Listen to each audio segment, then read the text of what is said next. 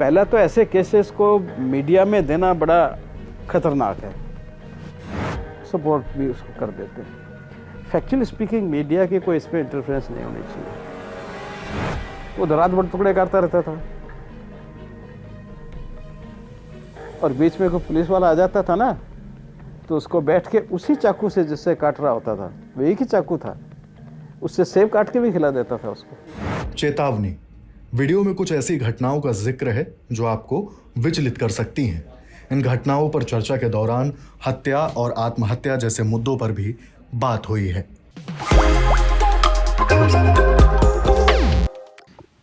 Sir, अभी एक case हुआ है श्रद्धा वालकर का, उसमें श्रद्धा और आफ्ताब वाला केस जिसकी हम लोग चर्चा कर रहे थे फोन पे। अच्छा, हाँ।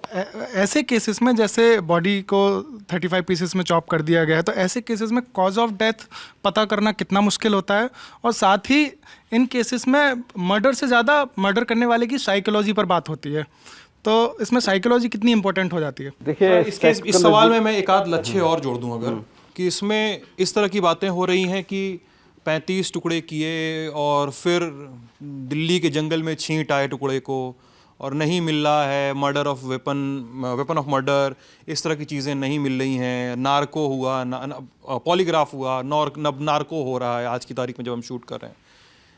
इस तरह के केसेस की डिफ़िकल्टीज़ पे भी अगर आप बता सकें तो। हाँ, देखो ऐसा है, पहला तो ऐसे केसेस को मीडिया में देना बड़ा खतरनाक है, लेकिन दुनिया भर में मीडिया ऐसे काम करता है, और कुछ लोगों को अपना नाम अखबार में देखने में या टीवी पे देखने में हर आदमी को थोड़ा आनंद आता है, तो वो लोग वॉलंटियर्स भी मिल जाते हैं, सपोर्ट भी उसको कर देते हैं। फैक्चुअली स्पीकिंग मीडिया की कोई इसमें इंटरफेरेंस नहीं होनी चाहिए। ये कोई पहला केस नहीं है, 35 टुकड़ों वाला वो बताया तो सही, आपके नोएडा का वो जो केस था, वो रात भर टुकड़े करता रहता था और बीच में कोई पुलिस वाला आ जाता था ना, तो उसको बैठ के उसी चाकू से जिससे काट रहा होता था, वो एक ही चाकू था, उससे सेब काट के भी खिला देता था उसको। सर्टेनली ऐसे लोगों में कुछ ना कुछ साइकेट्रिक एबनॉर्मलिटी होती, उसमें भी थी। ही वॉज नेक्रोफिलिक एंड नेक्रोफेजिक, जो हमने मेडिकल एग्जाम्स का किया। बट अनफॉर्चुनेटली क्या है सुरेंद्र कोहली, अनफॉर्चुनेटली इंडिया में क्या है कि फॉरेंसिक साइकेट्री जो है दैट्स नॉट दैट डेवलप्ड। 80% जो डोमेस्टिक हस्बैंड वाइफ में डिस्प्यूट्स होते हैं, they are because of the psychiatric reasons in one of the partner. Europe में, अमेरिका में, डेवलप्ड वर्ल्ड में तो it's a very common, people go for psychotherapy and all that, they get diagnosed. Some of them are totally incurable and they have very bad end, ठीक है ना। तो forensic psychiatry हमारे यहाँ root ही नहीं ले रही है, तो मैं अपने इस लेवल पे कोशिश करता रहता हूँ। I am the first person who started clinical psychology at my university and have started forensic psychiatry also as a subject, MSc course level का कोर्स। और उसके अलावा मैं अपने ही लेवल से फोरेंसिक साइकेट्री के अपनी वो यूट्यूब पे भी डालता रहता हूँ, 97 या 98 में डाल रखे हैं उसमें lectures, to create awareness among the people. तो एक्चुअली जो साइकोलॉजिकल एस्पेक्ट्स है और साइकेट्रिक एस्पेक्ट्स हैं, इंडिया में बहुत ही मतलब नेग्लेक्टेड हैं।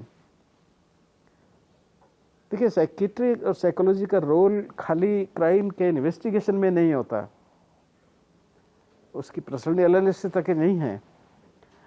बाहर तो उसको ट्रायल से पहले भी उसके साइकोलॉजी की ही कैन स्टैंड ट्रायल और नॉट, ट्रायल के बाद में इड ट्रायल भी उसका असेसमेंट होता रहता है, इज डिटेरियोरेटिंग और नॉट, और ट्रायल के सजा देने के बाद भी उसका रेगुलरली साइकेट्रिक मॉनिटरिंग होती है, चाहे उसको डेथ सेंटेंस मिल गया वो एक अलग बात है।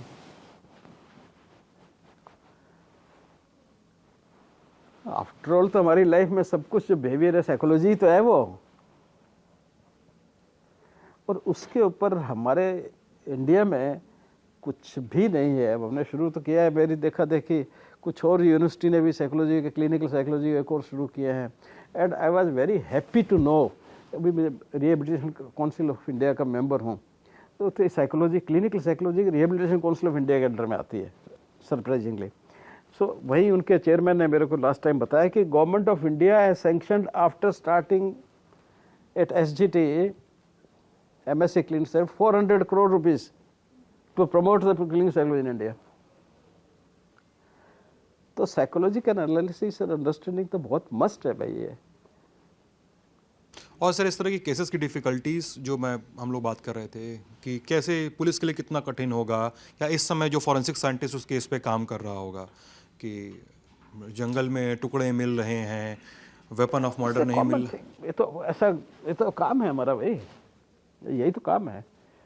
तो जितना चैलेंजिंग केस होगा उतना ज़्यादा काम करना पड़ेगा, उतना सोचना पड़ेगा, आपको तरतीबें निकालनी पड़ेंगी, कॉमन सेंस यूज़ करना पड़ेगा।